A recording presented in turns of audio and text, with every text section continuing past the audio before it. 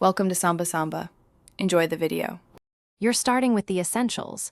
Enable debug on the device or tag so GA4 treats hits as test traffic. First, confirm you're in the right property and open Debug View. Once done, trigger events from a single test device. Use GTag Debug Mode, the Tag Assistant extension, or GTM Preview. Make sure browser caching and ad blockers are off so events arrive cleanly. This gets real-time events flowing into Debug View and prepares you for inspecting parameters and event timing. Now you inspect the middle layer. Find the test device in Debug View and watch the event stream populate. You'll click Events to reveal parameters and user properties so you can confirm names and values match your implementation.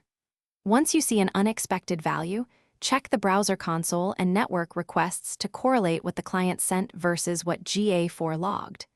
Make sure event timestamps and session continuity look correct, because timing issues or missing parameters usually explain many discrepancies. Finish by validating conversions and user properties. Mark the appropriate events as conversions and rerun the user flow to confirm they fire consistently. Once done, use repeated tests to ensure data persists beyond a single hit and that session attribution behaves as expected.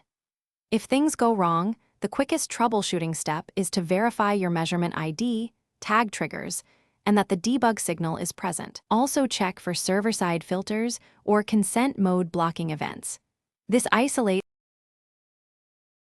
Thanks for watching. Consider subscribing if we helped you.